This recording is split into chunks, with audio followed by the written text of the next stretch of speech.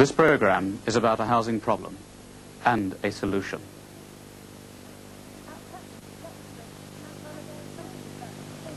At Putney, luxury holiday and company flats from £29 per week. A small service flat, first floor Knightsbridge, £35 per week. A self-contained room or suite with every facility can be your home at 36 Lancaster Gate. Daily and special weekly rates from £21.70 to £91. A short, long let at all prices. At Sloane Street, furnished flatlet for two. Cooking facilities. Service, linen, £26 per week plus deposit. 5 out of 7 evade the Rent Act.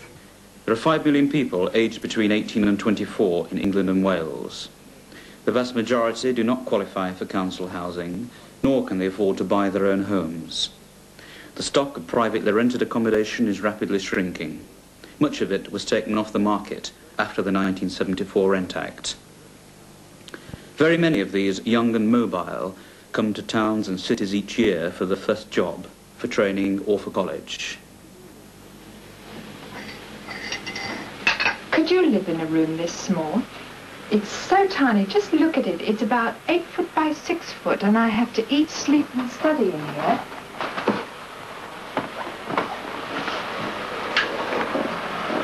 This is the kitchen, which I share with 2 other girls here who live on this floor. And as you can see, we have to cook here and wash our clothes all on top of each other. We really are ridiculously cramped. But this isn't a problem which affects simply the 5 million young and mobile. A shortage of suitable housing for these young people means that they are forced into competition with low-income families in housing stress areas.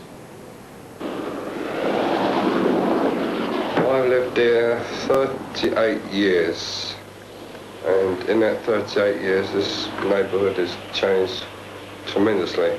When we lived up the top of the house, we was paying £2.10 a week. We moved out of there, we took the ground floor, and then we had a family move in, and they was here for about 3 or 4 months, and they moved out.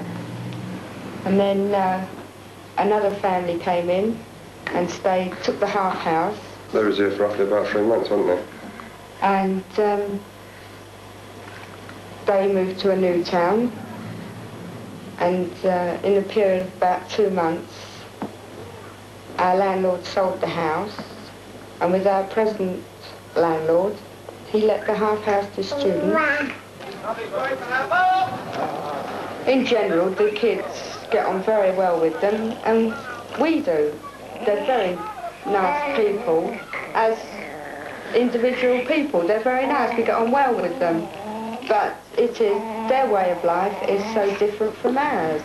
Now, since the 1974 Rent Act, even this form of accommodation is rapidly disappearing, driving young people onto the streets and into squatting. This isn't a programme simply about housing problems. We're almost too familiar with those. Now, this programme is mainly about a new solution. In 1968, a group of young people formed a non-profit organisation called SCD and put forward a radical new plan which involved, among other features, a large building programme of communal houses, purpose designed for the young and mobile, and the organisation of each scheme as a locally owned housing cooperative run by the member tenants. The cooperative approach was in fact an old solution in a new setting. Although applied here specifically for the young and mobile, it could be of much wider relevance to one of the common ills of today, the alienation and loneliness of individuals in modern urban society. It took 5 years' battle with bureaucracy before we could start to build. Government consent was finally given in January 1973. SCD registered a local housing cooperative society, Sanford Co-operative Dwellings, acquired a 1-acre site from the London Borough of Lewisham for £40,000 and contracted the design and construction based upon the SCD design brief. Half the cost of the project was borrowed from the Housing Corporation and half from the Commercial Union Insurance Company, both loans repayable over 40 years. The scheme consists of 14 self-contained communal houses, each designed for 10 single people, plus 6 self-contained bedsitter flats for couples. example, the next block we've come to contains 4 of the 10-person communal houses, whereas a block at the far end has 6 self-contained flats, which would be used for couples. Now, we're going to the second one here. Each house has 10 bedrooms, sharing a farmhouse kitchen and 2 bathrooms and an extra WC. And the one we'll go to is here. So just follow me around. Each room is furnished, carpeted and centrally heated. The farmhouse kitchen provides a relaxed and informal opportunity for people to meet while cooking and eating. The co-op is owned by the tenants. 150 people, 150 shares, and each member has a tenancy agreement with the co-op of which he's an equal member. No man has more than 1 vote. The rent for members of a housing cooperative differs from the rent which a tenant pays to a traditional landlord in 3 main ways. Firstly, the amount of rent is decided by the tenant. Secondly, there is no profit element. And thirdly, the member tenants have the opportunity of earning a surplus through their own work.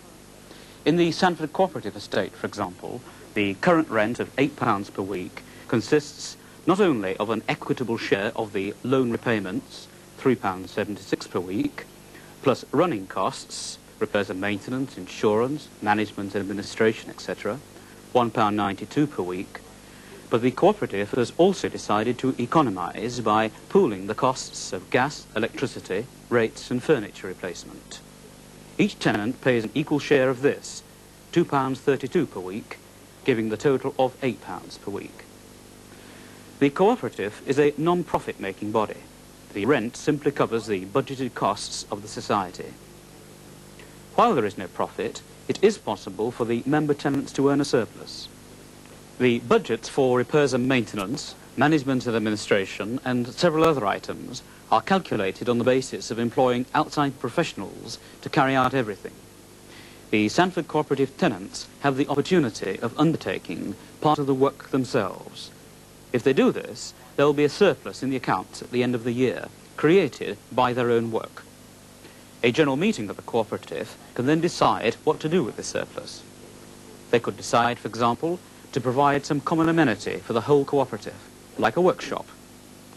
Or they could put part aside for future development.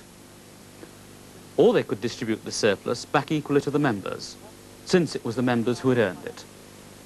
Thus, in a cooperative, there is a direct financial incentive for members to work together, and the economic basis for the community is established.